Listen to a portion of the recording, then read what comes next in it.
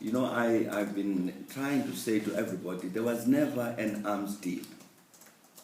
There was never such a deal. You know, when people use that phrase, arms deal, that means something crooked happened. You entered into a deal. So I've been trying to say, please, can we stop saying this thing about an arms deal? There was no arms deal. There was a defense procurement. Now, as you will recall, soon after the government had approved the preferred bidders, the controversy started, that there was corruption. So in the end, that joint investigation team was established. Auditor General, National Director of Public Prosecutions, and Public Protector.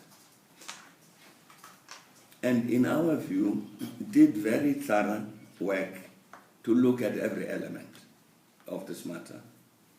That is, matters relating to the contracts which the government negotiated with the supplier companies to try and find this corruption.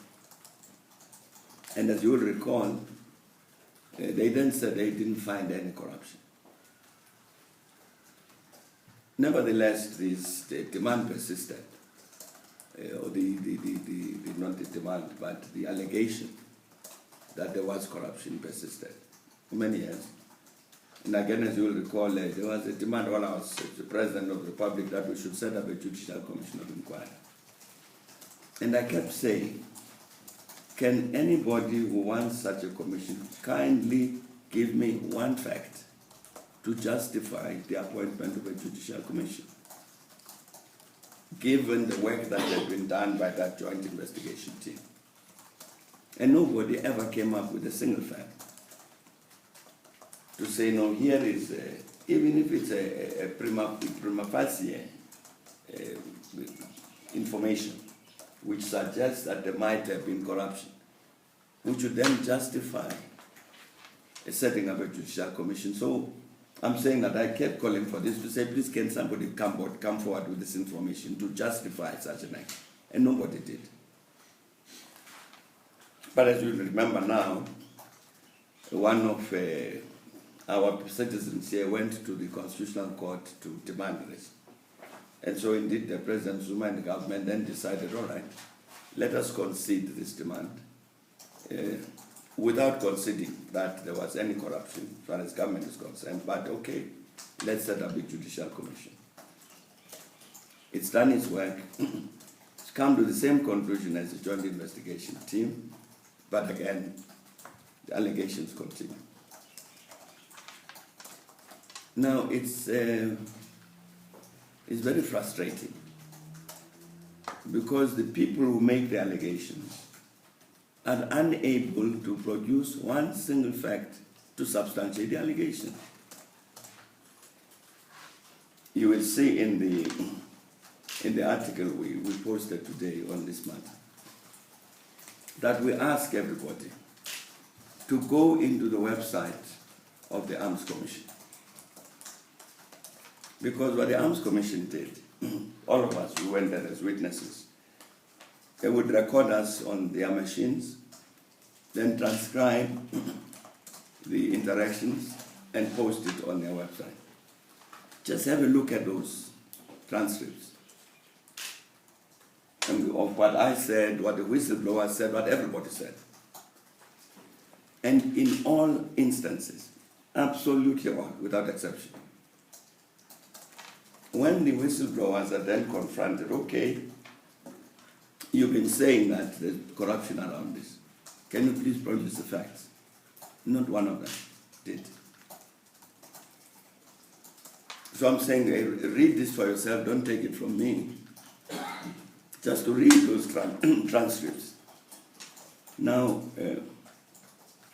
so I'm saying it becomes very frustrating. I'm using a mild word. When the same person who could not produce a single fact of corruption at the commission pops up now and says there was corruption. What corruption? And then the foreign governments whose companies were involved in the defense procurement, of course, did their own investigations. Given that we, people from South Africa, were alleging that there was corruption. So the British and the Swedes and this and that did their own investigations. So the commission did the right thing,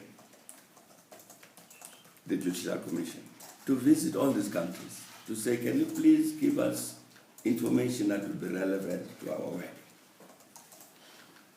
And not one of them has any information that there was corruption about this. The whistleblowers have not given the information that there was corruption. The foreign investigation agencies have not found any such corruption. The commission itself, when it has done its own investigation, including looking at documents submitted to it, has not found any corruption. You will find in those transcripts evidence given by 2 police officers, General Meiring and I think a Colonel Duploy. Colonel Duploy started investigating this defense procurement when he was with the Scorpions, continued with the Hawks, under the command of General Meiring. They appeared at the commission. And the commission obviously wanted to know, now you, having done this investigation, what did you find? They said nothing. We didn't find anything. And decided to close down our inquiry. So, what else is this commission supposed to do? It interviews everybody who's willing, except 3 of the whistleblowers, who decide they're not going to appear before the commission. Fortunately, they have now said that they are taking legal advice about the possibility of subjecting the report of the Judicial Commission to judicial review. And my view is that this would be very, very good if they could do that. It really would be very good. Because then they can go to court and present this information which they have, which they refuse to give to the Judicial Commission. And then let them come out in court there and say, what is this information that they have?